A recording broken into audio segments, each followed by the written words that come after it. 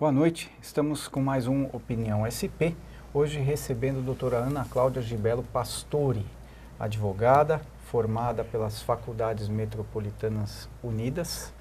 Ela tem especialização na área de mediação e arbitragem, que hoje é o tema da nossa conversa. Seja muito bem-vinda, doutora Ana Cláudia. Muito obrigada pelo convite. O prazer é todo nosso. José Américo, seja muito bem-vindo. Obrigado. Vou começar esse nosso bate-papo perguntando a você, Ana Cláudia, que é hoje superintendente do CAESP, Conselho Arbitral do Estado de São Paulo, o que é o CAESP? O que é essa entidade? O CAESP é uma sociedade civil sem fins lucrativos que visa a administração e intermediação de solução de conflitos. A instituição existe desde 1998 e desde então nós trabalhamos arduamente para viabilizar da melhor maneira possível os conflitos entre as pessoas que necessitam da nossa instituição. José Américo. Desde 98 que você está envolvida então na arbitragem, eu queria que você colocasse como está o crescimento da arbitragem desde então até os dias de hoje. Olha, José Américo, a arbitragem vem crescendo muito, tem sido cada vez mais utilizada, principalmente por empresas, não é? Houve um ganho de credibilidade muito grande da arbitragem em razão de vários fatores. Um deles foi o apoio do próprio Poder Judiciário, que entende que deva haver um apoio aos métodos alternativos de solução de conflitos, até porque o Poder Judiciário já está suficientemente assoberbado de processos e não vem dando conta ao imenso número de demandas que eles têm que dar conta. Nesse sentido, os métodos alternativos de solução de conflito vêm a colaborar com o Poder Judiciário na redução ou não colaborar no aumento do número de demandas. Então, esse foi um dos fatores. O outro fator foi o fato de que o Brasil vem se demonstrando muito competente na administração de conflitos através da arbitragem. Ele é reconhecido mundialmente como um país que trata a arbitragem com muita seriedade e tem profissionais muito competentes atuando nessa área, tanto na administração dos conflitos, nas câmaras que administram os conflitos, como os árbitros que atuam nesses conflitos. Então, são pessoas muito sérias, a solução dos conflitos tem sido a contento, céleres, sérias, confiáveis, não é? E em razão disso, as empresas vêm usando cada vez mais. Nós vínhamos notando no CAESP um crescimento de 10% ao ano no número de procedimentos administrados. Falando no aumento de demanda, eu estou vendo aqui o CAESP teve a sua fundação em 1998 e inicialmente desenvolveu as suas atividades na área trabalhista. Aí falando um pouco das atividades, hoje o CAESP ainda continua administrando procedimentos na área trabalhista ou isso ficou no passado?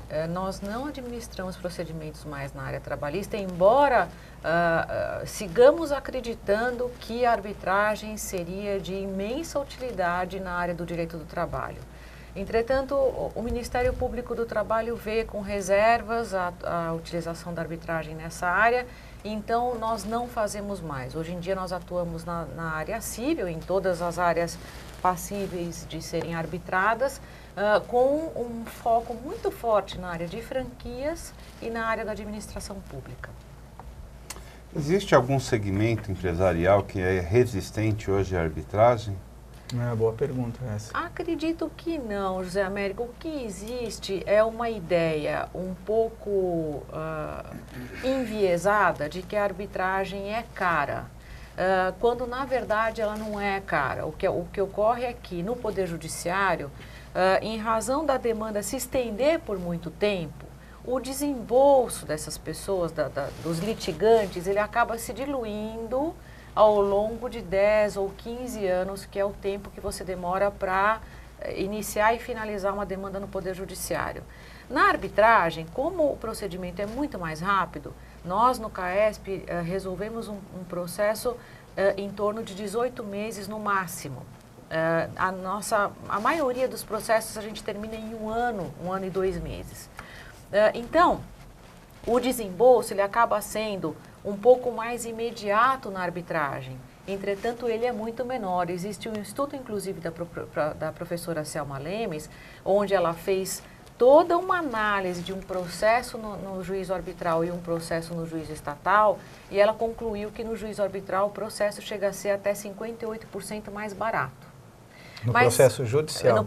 No processo arbitral, ele é 58% mais barato. Do que no judiciário. Do que no judiciário. Porque no judiciário você tem que ficar 10 anos mantendo o seu advogado, a estrutura da sua empresa, existe custo de oportunidade, bloqueio de recursos para fazer frente àquela demanda.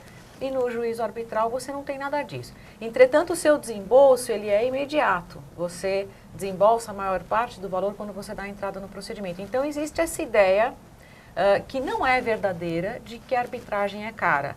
Então, quando a gente enfrenta uma pequena resistência, ela vem dessa forma. E aí nos cabe esclarecer, o que eu acabei de esclarecer para vocês, de que isso não é verdade. Câmaras.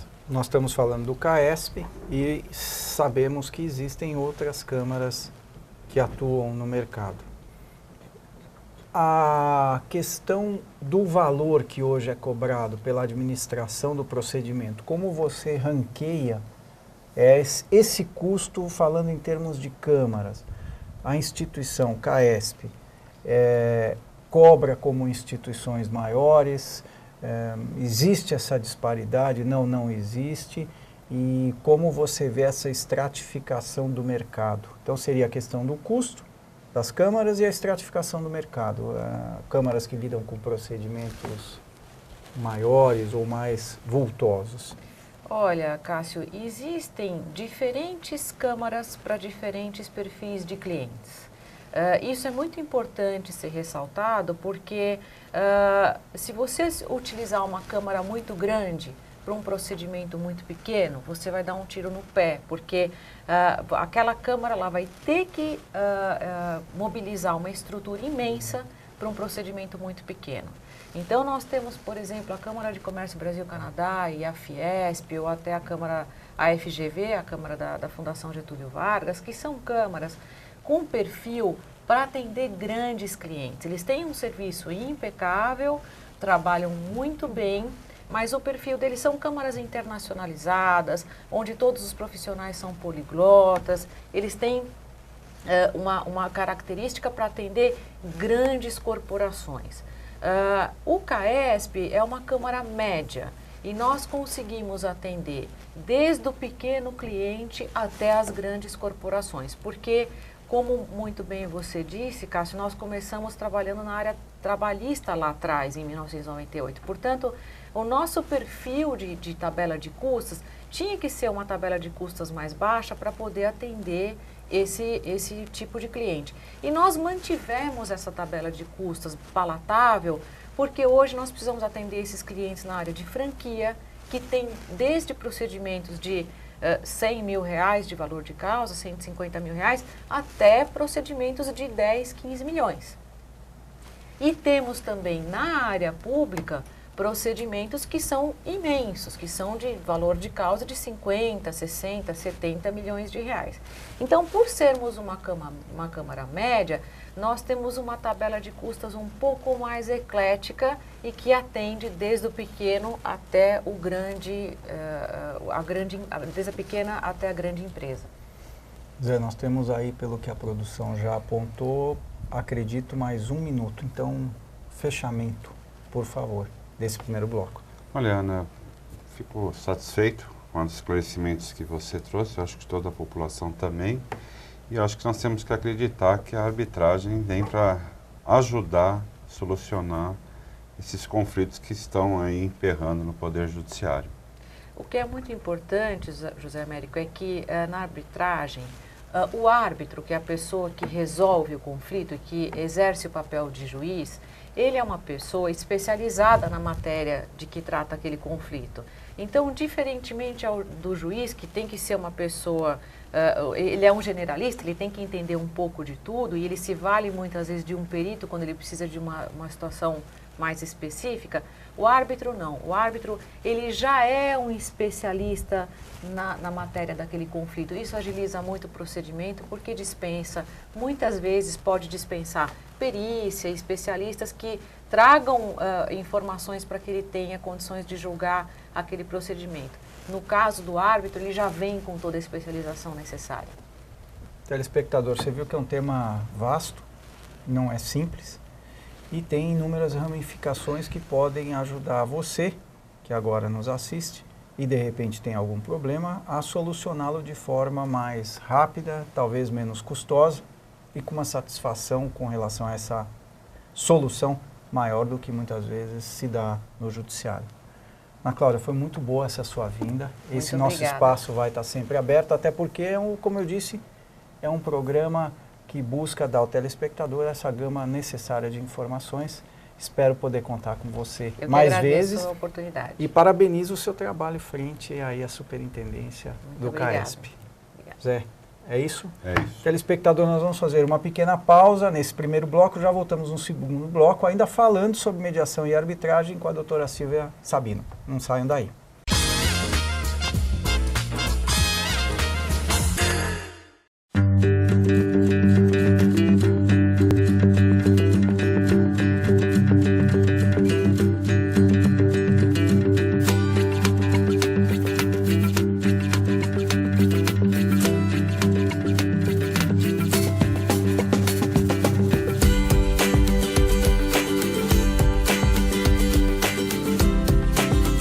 Adriano Biasotto, tenho 38 anos e sou especializado em gastronomia italiana. Eu sou de uma família descendente italiana, é correto eu gostar de culinária italiana, gostar de comida italiana. Como eu cresci nesse meio, cozinhar, de sempre estar à mesa, ao redor da mesa, todo mundo sentado junto. E com isso eu parti para ir me especializar na Itália, procurei mais a culinária italiana, mais de aromas, uma coisa mais moderna, voltada para a nossa região aqui, né?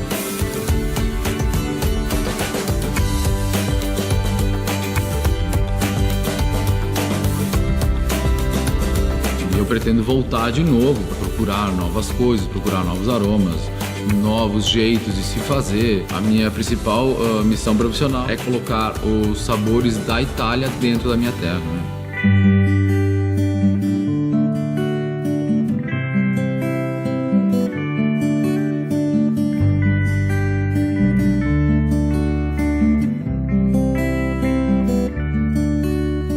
Eu gosto quando eu recebo alguém em casa, que o pessoal fique, eles interajam comigo, que eu não preciso ficar lá na cozinha escondido. Então eu gostaria que essa cozinha fosse receptiva ao pessoal, né? Que eles consigam chegar, que todo mundo ajude, né? Porque aí que é o bom da coisa, né? A cozinha dos sonhos, ela tem que ser prática, para focar naquilo que eu mais gosto de fazer, que é cozinhar.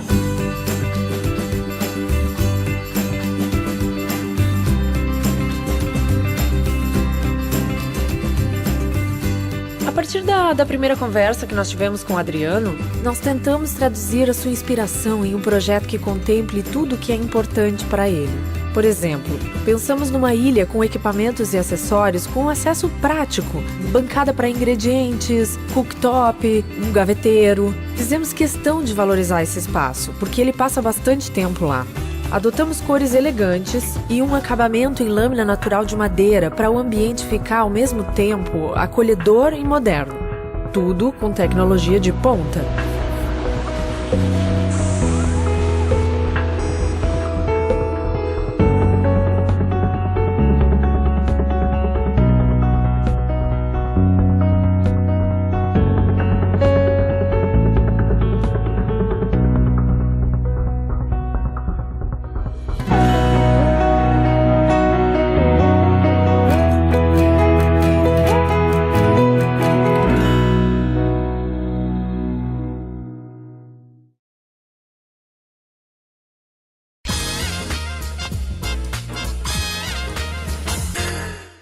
Estamos de volta no segundo bloco do Opinião SP recebendo neste momento com muita satisfação a doutora Silvia Regina Sabino. Doutora Silvia Regina Sabino, ela é conciliadora judicial, participou de vários treinamentos, seminários. Hoje ela está à frente como gerente jurídica do CAESP, Conselho Arbitral do Estado de São Paulo, além de ter tido uma passagem forte na administração pública, chegando inclusive à chefia de gabinete da FUNAP. FUNAP, exatamente. Realizou diversos cursos de capacitação na Escola Paulista da Magistratura, técnicas de negociação para advogados, cursos de conciliação no Poder Judiciário e por aí vai o currículo extenso da doutora Silvia Regina Sabino. Seja muito bem-vinda. É um prazer estar aqui com vocês nesse programa. Zé Américo, alguma pergunta nesse momento? Bem-vinda, Silvia. Obrigada. Minha primeira pergunta é o seguinte: arbitragem, uma ação judicial. Por que na arbitragem existe a previsão do sigilo, enquanto numa ação judicial se prega pela publicidade dos atos? Queria que a senhora fizesse essa comparação, só para um esclarecimento para o público. Porque enquanto uma sigilo e o outro publicidade. Na verdade, a lei de arbitragem, ela não prevê o sigilo, né? O sigilo vem sendo adotado pelas partes, pelas próprias câmaras de arbitragem e vem sido adotado justamente porque as partes geralmente são empresas ou até pessoas físicas mais envolvidas com algum tipo de negócio. Sempre a arbitragem ela gera em torno do quê? De tudo aquilo que é direito patrimonial disponível. Então, geralmente tem uma base contratual, geralmente um contrato firmado entre as partes, onde houve qualquer conflito, qualquer problema e vão solucionar. Então, ao invés de ir ao Poder Judiciário, vão à arbitragem. Se valem do Instituto da Arbitragem. E por que o sigilo é vantajoso nesse momento? Como eu disse, quando se trata, às vezes, de grandes empresas, geralmente até de médias, grandes empresas, é interessante que seja mantido em sigilo qualquer tipo de ação, qualquer tipo de problema, para resguardar, inclusive, a relação dessa empresa. Então, as empresas, os empresários, as pessoas que fazem uso da arbitragem, veem a questão do sigilo como uma forma protetiva, entendeu? Que protege essa empresa, o seu negócio jurídico, o seu objetivo social. Então, enfim, ele é vantajoso, mas não é obrigatório. Nós temos, por exemplo, no CAESP, nós fazemos arbitragem na área pública. Administração pública, claro, a administração pública não usa o sigilo, não se vale do sigilo. Então, os procedimentos arbitrais que tramitam no CAESP e que se referem à área da administração pública são procedimentos públicos. Então, isso vai depender muito da parte, do que foi o que foi avançado no momento do contrato, porque a arbitragem ela é de comum acordo entre as partes, é uma cláusula colocada no contrato firmado entre as partes. Nessa cláusula compromissória, eles podem elencar tudo aquilo que eles têm interesse. Ou seja, se vai ser sigiloso, se não vai ser sigiloso, enfim, todas as regras que irão nortear essa futura arbitragem no momento em que surge o conflito. Falando um pouco da arbitragem, e é a colocação que o Zé Américo fez, você citou o exemplo do CAESP, não é? Para distinguir, inclusive, a arbitragem pública, sim, que envolve a administração pública, por consequência, há que se dá a publicidade dos fatos, não é? Assim como a arbitragem privada, onde o sigilo pode ser requerido pelas partes. Exatamente. E pode ser vantajoso. E pode ser vantajoso. No primeiro bloco, nós tivemos aqui a Ana Cláudia, a doutora Ana Cláudia, que falou muito das questões conceituais, as distinções, quando o Zé perguntou da utilização, como que hoje se desafoga o judiciário com essas formas alternativas. Como que o telespectador que agora nos vê pode acessar essa ferramenta? E aí você, Silvia, por favor, fale um pouco do CAESP especificamente, né? Como que o cidadão que tem um problema fala, puxa, essa ferramenta pode ser boa para mim, mas como que ele materializa essa ferramenta? Então, justamente, ele vai materializar essa ferramenta e vai se valer do Instituto da Arbitragem no momento em que ele for firmar o seu contrato, aquele contrato com aquela outra parte. Então, nesse momento onde vai ser negociado o contrato, eles podem chegar a um consenso no sentido de substituir aquela cláusula que elege o Poder Judiciário para dirimir quaisquer conflitos. Ele vai substituir isso por uma cláusula que a gente chama de cláusula compromissória, onde ele vai, então, eleger o Instituto da Arbitragem para dirimir quaisquer controvérsias oriundas daquele contrato. E neste momento dessa eleição da arbitragem, nesse momento dessa substituição da cláusula de foro, ele pode já, inclusive, escolher a instituição arbitral que irá administrar esse procedimento arbitral no momento em que surgiu o conflito. Aí pode entrar, no caso, o CAESP, que é o Conselho Arbitral do Estado de São Paulo, que é a Câmara de Arbitragem onde eu trabalho, eu gerencio o departamento jurídico, e ele, então, essas partes elegem o CAESP e podem ali, como eu estava dizendo para o doutor José Américo, podem, inclusive, elencar algumas regras. Por exemplo, se essa arbitragem será conduzida por um árbitro único, se será conduzida por um tribunal arbitral, que normalmente são 3 árbitros. Se for o caso de um tribunal arbitral, cada parte normalmente indica o seu coárbitro, e aí os 2 coárbitros de comum acordo podem indicar o presidente do tribunal ou não, podem deixar delegar ao CAESP que indique o presidente do tribunal, e ambas as partes, cada um o seu coárbitro, para se formar o tribunal arbitral. Enfim, ele vai, como eu disse, colocar ali no contrato, na cláusula compromissória, todas as regras que irão nortear essa arbitragem futuramente, quando ela vir a surgir. Então, dessa forma, ele elege o Instituto da Arbitragem para dirimir, como eu disse, os conflitos que podem vir a surgir no decorrer da validade, da vigência desse contrato.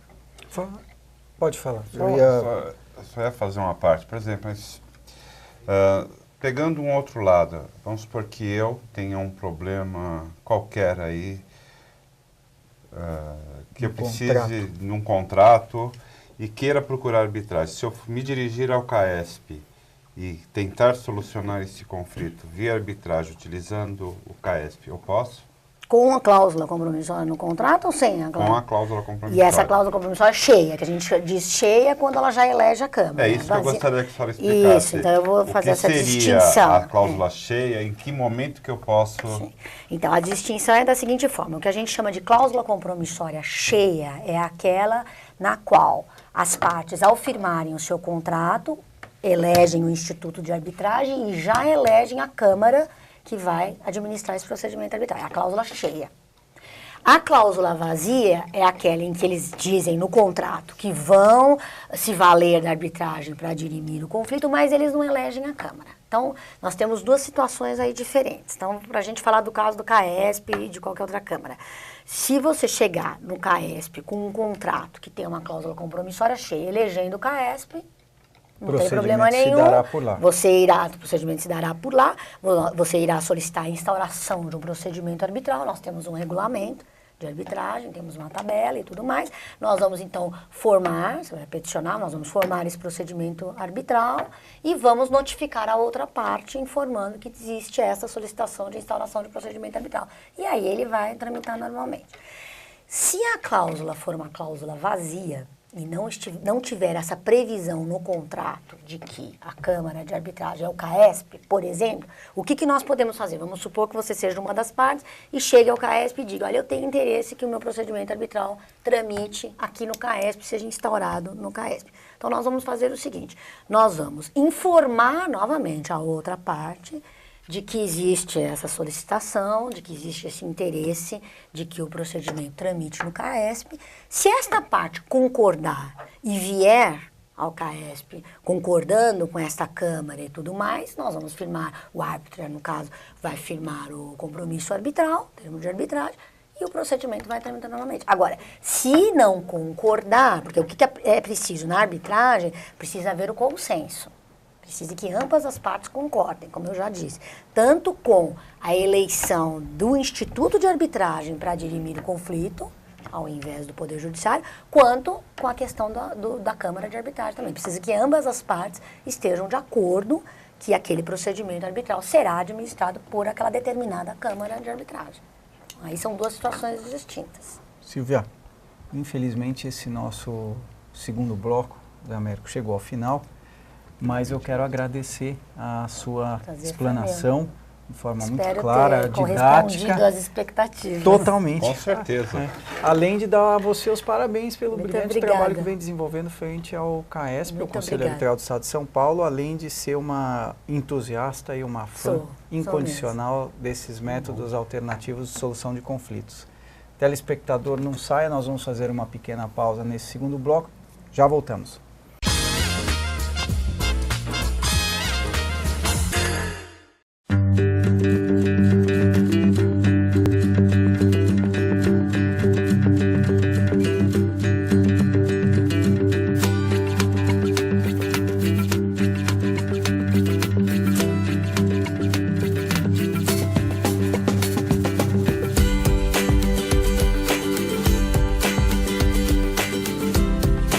Meu nome é Adriano Biasotto, tenho 38 anos e sou especializado em gastronomia italiana. Eu sou de uma família descendente de italiano, é correto eu gostar de culinária italiana, gostar de comida italiana. Como eu cresci nesse meio, cozinhar, de sempre estar à mesa, ao redor da mesa, todo mundo sentado junto. E com isso eu parti para ir me especializar na Itália, procurei mais a culinária italiana, mais de aromas, uma coisa mais moderna, voltada para a nossa região aqui, né?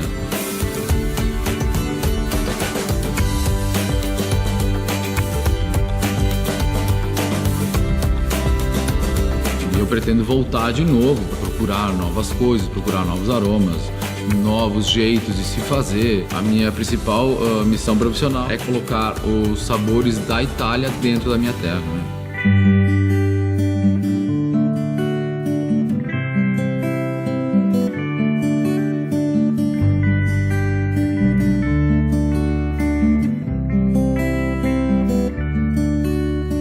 Eu gosto quando eu recebo alguém em casa, que o pessoal fique, eles interajam comigo, que eu não preciso ficar lá na cozinha escondido. Então eu gostaria que essa cozinha fosse receptiva ao pessoal, né? Que eles consigam chegar, que todo mundo ajude, né? Porque aí que é o bom da coisa, né? A cozinha dos sonhos, ela tem que ser prática, para focar naquilo que eu mais gosto de fazer, que é cozinhar.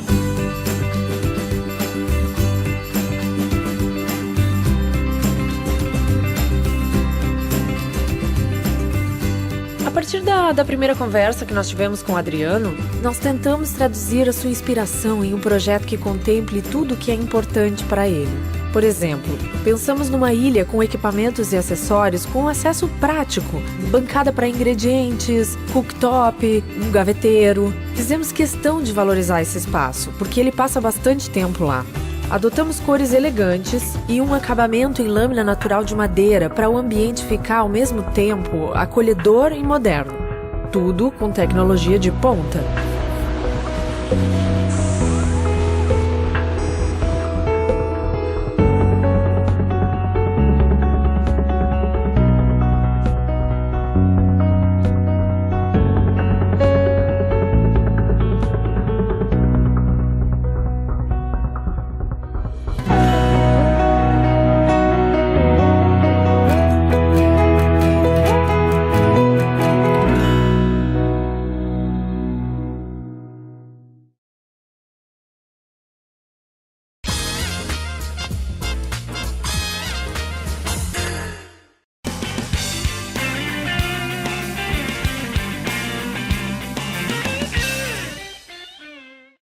A dica de hoje tem como destino o Havaí, um dos 50 estados americanos localizado no meio do Oceano Pacífico.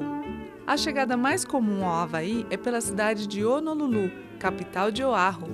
São 7 ilhas maravilhosas para você conhecer e cada uma com suas particularidades e encantos. Viaje para o Havaí e conheça praias paradisíacas. Entre em contato com uma agência de turismo e monte um roteiro para suas férias. E a vocês todos que nos assistem, tenham uma boa noite e não percam o nosso próximo Opinião SP. Até lá!